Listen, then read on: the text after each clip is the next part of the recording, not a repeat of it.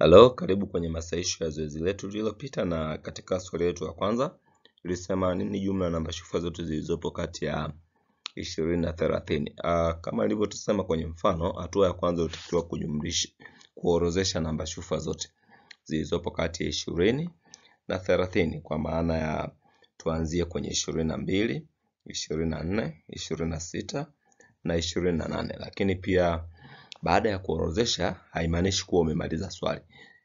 Swali lako limekutaka kutafuta jumla, na ili upate jumla unatakiwa kujumlisha, kwa maana ya uchukue 22 kujumlisha 24 kujumlisha 26 kujumlisha 28. Ukiorozesha ukaishia hapo, maana yake itakuwa hujamaliza swali, hivyo utakuwa umekosa. Kwa hiyo hatua ya pili ni kujumlisha.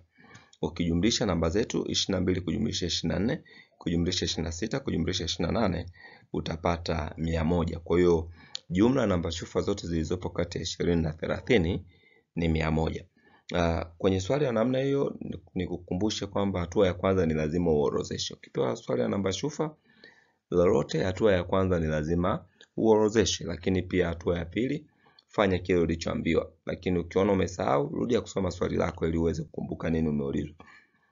Swali la pili, tafuta jumla ya namba shufwa zote zilizopo kati ya 40 na 60 zinazogawanyika kwa 3. Hatua ya kwanza kama nilivyosema ni lazima tuorozeshe. Kwa hiyo namba shufwa au namba zinazogawanyika kwa 2 bila baki ambazo zipo kati ya 40 na 60. Na kama unakumbuka tulisema kwamba 40 ni mpaka wetu wa chini, kwamba namba iwe kubwa kuliko 40, lakini 60 ni mpaka wetu wa juu, kwa maana namba isifike 60 au iwe ndogo ukilinganisha na 60. Kwa hiyo tutaanzia na 42, 44, 46, 48, 50, 52, 54, 56 na 58. Hizo ni namba shufwa zilizopo kati ya 40 na 60. Lakini swali letu limeenda kwenye kipengele kingine, imesema zinazogawanyika kwa 3. Kwa hiyo kwenye namba shufwa hizi tunatakiwa tuzitafute zile zinazogawanyika kwa 3, ambapo tutapata 42, tutapata 48, tutapata 54. Kwa hiyo hizi namba 3 ambazo ni 42 14 mara 3, 48 16 mara 3 na 54 18 mara 3, maana yake ndio namba zinazogawika kwa 3 kwenye orodha ya namba tuliyokuwa nayo.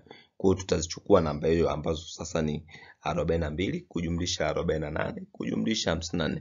Tukumbuke swali limesema tafuta jumla ya namba shufwa zilizopo kati ya 40 na 60 zinazogawanyika kwa 3. Kwa hiyo tulichoulizwa sio kuorozesha, ni jumla. Kwa hiyo tutazitafuta zile ambazo ni hizo 42, 48 na 54, lakini pia tutazijumlisha. Ukijumlisha utapata 144. Ukiwa umaliza sehemu hii kwa usahihi, basi jitahidi kurudia kwa ajili ya kupata mazoezi zaidi. Jitahidi kutafuta maswali. Ukikuta swali ambalo inawezekana lina tofauti, posti kwenye comment yetu, tutalifanyia kazi. Lakini pia sehemu zingine za namba utili, shufwa na tasa ziko hapo chini.